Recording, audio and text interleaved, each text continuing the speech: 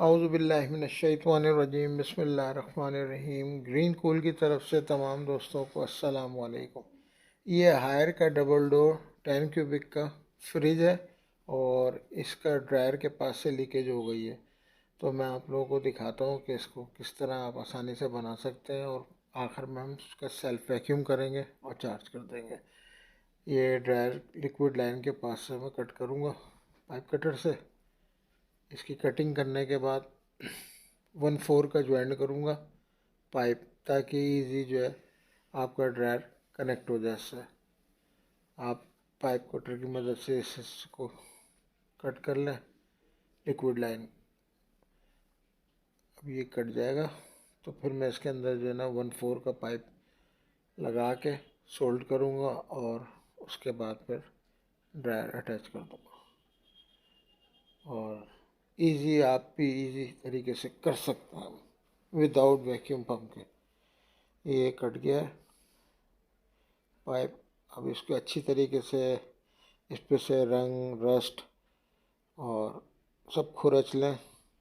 Emery paper से करें, नहीं तो आरी के ब्लेड से उसको रगड़ लें, ताकि इजी आपका टाँका जो है ना इस पे आ जाए। ये मैंने इसमें 1/4 का पाइप लगा दिया। अब 1/4 के पाइप को कनेक्ट करेंगे इसके लोहे वाले पाइप से ब्रास वेल्ड करके। अच्छा, एक चीज़ और मैं आपको बता देता हूँ कि जब ब्रास वेल्ड करें तो बेहतर ये है कि उसके बाद ना कॉपर भी ऊपर से जो है ना लगा दिया करें, कॉपर का टाँका, ताकि वो एक जान हो जाए और कभी खुदा ना खास्ता प्रेशर बढ़ने पे लीकेज नहीं आएगी। तो आप भी यही कर लिया करें आप लोग। तो ये आप 1/4 का ज्वाइंट हो गया उसके साथ। और अब ये ड्रायर के अंदर ना सेल्फ वैक्यूम करने के लिए मैं इसमें एक बारीक सुराख करूँगा कैपलरी के नाप का। ठीक है, आप किसी भी कील की मदद से आप इसको सुराख कर लें। ये हो गया सुराख। अब इसमें एक छोटा टुकड़ा ना कैपलरी का लगाऊंगा। बाज़ लोग पिंच फॉल भी लगा लेते हैं, तो कैपलरी लगा लें, ज़्यादा बेहतर है। अब ये कॉपर टू कॉपर सोल्डिंग हो जाएगी ड्रायर पर।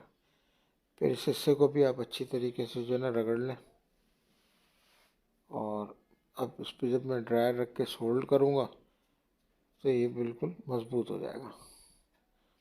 ये हमने कनेक्ट किया इससे ड्रायर को। ये थोड़ा सा इसको फैलाना पड़ेगा।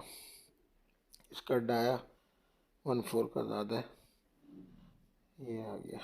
अब ये कैपलरी जो इसमें कनेक्ट होगी इसको भी अच्छी तरीके से साफ़ कर लें एमरी पेपर से या आरी के ब्लेड से। तो मुझे इजी लगता है आरी का ब्लेड। तो अब ये इसको सब खुरच लिया, स्क्रैच कर लिया। अब मैं इसके रख के सोल्ड कर दूंगा। अब ये आप इसको सोल्ड करना है।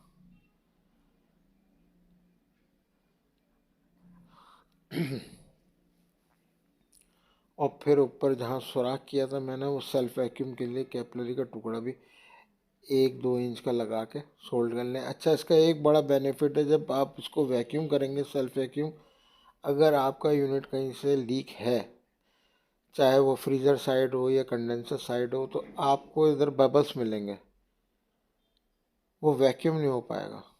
तो इट्स मीन कि आपका यूनिट कहीं और से भी लीक है, फिर आप उसको ट्रस्ट करें और वो जगह का लीक बंद करें और फिर चार्ज करें। तो अब मैं इसको अभी सेल्फ वैक्यूम पे लगा रहा हूँ। जब सेल्फ वैक्यूम प्रॉपर हो जाएगा, अभी तो खैर मैं इसको सोल्ड करके ना एयर भरूँगा, सेक्शन साफ़ करूँगा, ताकि इसका रहा सा ऑयल जो है ना सेक्शन से बाहर आ जाए। ये सेक्शन का पाइप निकाल के यूनिट को ऑन करके आप इसके सारे टाँके देख लेंगे। अब ये सेफ्टी के लिए मैं पिंच होल भी नया डाल रहा हूँ, ताकि प्रॉब्लम ना आए। ठीक है, इसको भी चेंज कर देंगे। और फिर जब ऑन करेंगे सेक्शन को रोकेंगे तो सफाई भी हो जाएगी उसकी, और दूसरा ये है कि तमाम टाँके हम प्रॉपर तरीके से देख लेंगे कहीं से लीकेज तो नहीं है। तो अब ये इंश्योर लगा लेते हैं इधर, चार्जिंग इंश्योर। ये कॉपर टू कॉपर हो जाएगा, सोल्डिंग हो जाएगी इसकी। ये और फिर वैक्यूम अच्छी तरीके से करें। अब बाज़ जो मैकेनिक होते हैं वो थोड़ी सी गैस भी डाल के ना दोबारा वैक्यूम कर देते हैं, ताकि जो ह्यूमिडिटी मॉइस्चर एयर जो बची हो वो भी बाहर चली जाए, यूनिट के अंदर आपका प्योर गैस ही रहे। आप इसको सोल्ड कर लें।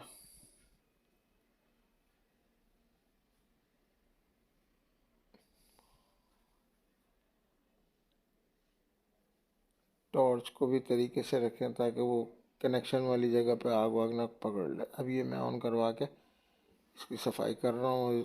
इस दौरान जो है ना मैं लीकेज भी देख लूँगा। ये कैपलरी वाला हिस्सा बंद करना है ताकि प्रेशर जो है ना सेक्शन पे आ जाए। अब ये आना शुरू हो गया प्रेशर, ये आ रहा है। थोड़ा सा प्रेशर हाथ से रोक के स्विच को ऑफ कर दें और उसके बाद लीकेज देख लें।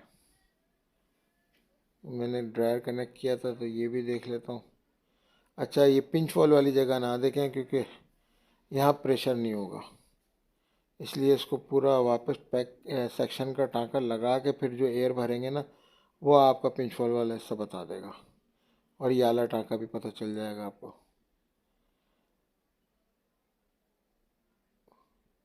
अभी इस सेक्शन को सोल्डिंग करनी है, बाकी रह गई है।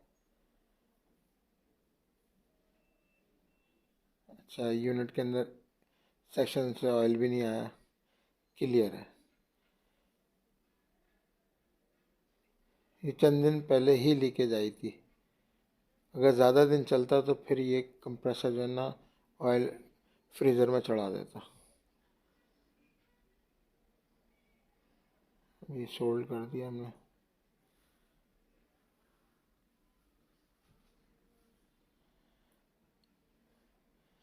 सोल्डिंग प्रॉपर तरीके से करें। अब इसको दोबारा ऑन करके एयर भर के अब आप चेक करने की बारी है। यहाँ सोल्ड कर दें कैपलरी को ना, और ये दोबारा फिर काटना पड़ेगी सेल्फ वैक्यूम के वक्त, फिर उसको कैपलरी खोलना पड़ेगी ताकि सारा प्रेशर निकल जाए। ये थोड़ी सी दिक्कत हो रही है इसमें करने में ना। सोल्ड हो गया, ठीक है। अब इसको ऑन करेंगे। थोड़ा सा मैं प्रेस भी कर रहा हूँ कि कमी बेशी ना रहे। अब इसको ऑन कर दें।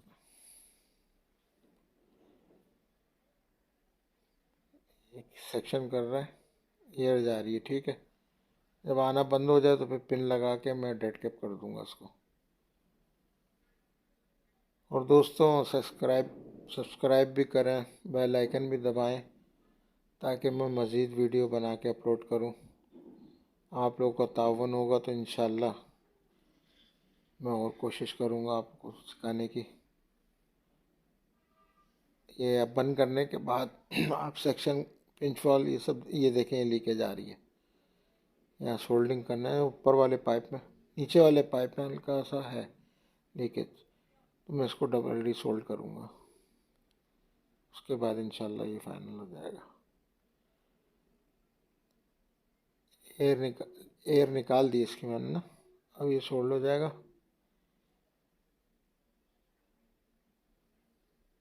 फिर एक बार और प्रेशर डाल के देखेंगे, फाइनल हो जाएगा तो फिर वैक्यूम पे चला जाएगा। ये रीसोल्ड कर दिया मैंने।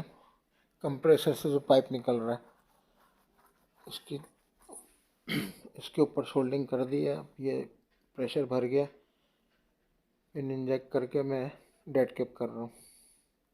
इसके अंदर अभी तकरीबन 10-12 PSI या 15 PSI प्रेशर है। अब इसको झाग लगा के देख लेंगे।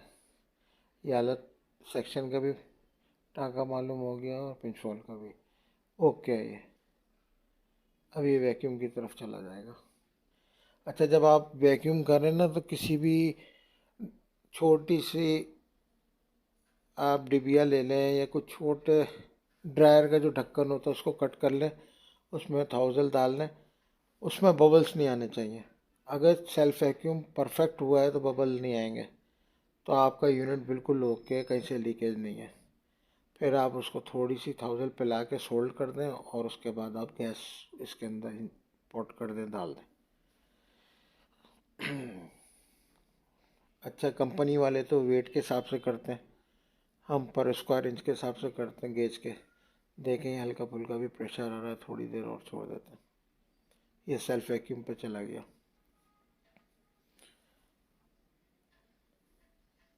तकरीबन 4 से 5 मिनट का वैक्यूम ये सारी एयर बाहर कर देगा। देखें अभी बिल्कुल ओके, कोई बबल्स नहीं आ रहे। अब मैं इसको सोल्ड कर रहा हूँ। इस दौरान यूनिट को बंद करेंगे तो ये आपकी थाउजल को सक कर लेगा और ये सोल्ड हो जाएगा। ये हो गया सोल्ड। बस अब आपने इसको जो है ना गैस डाल देनी है। बेहतर ये है कि थोड़ा सा प्रेशर बढ़ा के एक बार और रीचेक कर लें। यूनिट के अंदर गैस डाल के कोई और टाँका तो लीक नहीं है।